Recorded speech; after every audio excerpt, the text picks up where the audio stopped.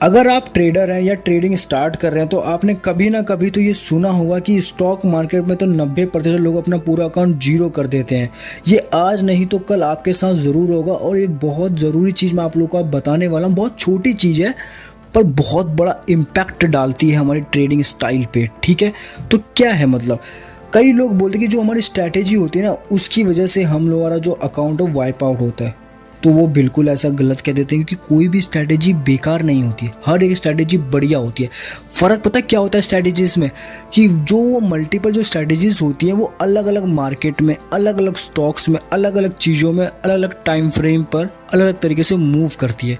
वो आपको समझना होता है कि आप किस मार्केट के लिए बने हो, वो स्ट्रैटेजी किस मार्केट पे अप्लाई, उस मार्केट में भी कितने कौन से टाइम फ्रेम पे वो लग रही है और कौन से टाइम फ्रेम पे जब वो अच्छा मतलब आपको प्रॉफिट दे रही है तो अब उसके मूव्स क्या हैं, जब आपको लॉस दे रही है तब उसके वो क्या है। ये एक ही स्ट्रैटेजी आपको पकड़ने की, उस पर आपको ध्यान देना होता है। मल्टीपल स्ट्रैटेजीज पे ट्रेड करोगे तो वाइप आउट तो होना 100% है।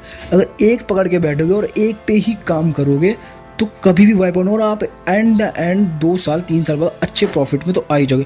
अब मेन टॉपिक पे आते हैं हम टॉपिक से भटक रहे हैं कि स्ट्रैटेजी तो कभी ख़राब नहीं होती, बल्कि तो ख़राब क्या होता है आपका ईगो और उम्मीद। कैसे, तो वो मैं आपको बताता हूँ। एक छोटी सी कहानी आपको दूंगा, उससे आप लोग थोड़ा रिलेट कर पाना और उसको ट्रेडिंग से जोड़ना। ठीक है, सोचिए आप एक जूते की दुकान है और आप 1000 रुपये का बड़े जूता खरीद कर लाते हैं, ये सोचकर कि मार्केट में इसकी डिमांड आएगी और मैं इसे 1500 रुपये में बेचूंगा।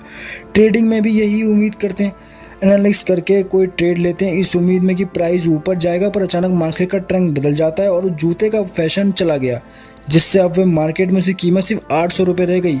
ये एक बेवकूफ़ दुकानदार के ईगो पर ले लेता है, वो अपने ईगो पर ले लेता है और सोचता है कि मैं तो उसे 1500 में ही बेचूंगा चाहे 2 साल लग जाए।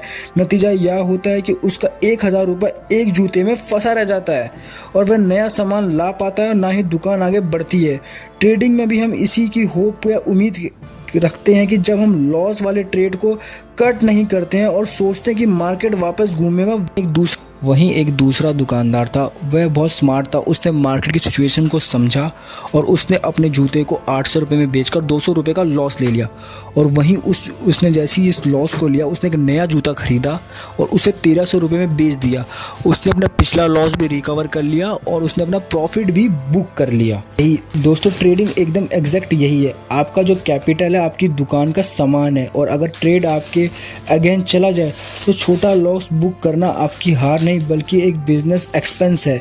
उसे स्टॉक लॉस समझो और बाहर निकल जाओ। अपने कैपिटल को ऐसी जगह मत फंसाओ जहां कोई उम्मीद ना हो, क्योंकि छोटा लॉस आपको मार्केट में जिंदा रखता है और कल एक नया और बेहतर ट्रेड लेने के लिए आपको वो करता है, जो भी करता है यार समझ जाओ। अगर दुकान में सामान यानी कैपिटल ही नहीं बचेगा तो बिजनेस कैसे करोगे यार। इसलिए अपने कैपिटल को प्रोटेक्ट करना सीखो। और अगर इस कहानी से आपको आंखें खोली हो तो वीडियो को लाइक करो, कमेंट्स में लिखो और अगर कुछ और चीज़ें भी जाननी हो तो वो भी बता देना। और मैं बहुत ही जल्द मतलब लाइव ट्रेडिंग भी स्टार्ट करने वाला हूँ कि मैंने काफ़ी अच्छा प्रॉफिट कर लिया, तो चैनल के साथ जुड़ जाना।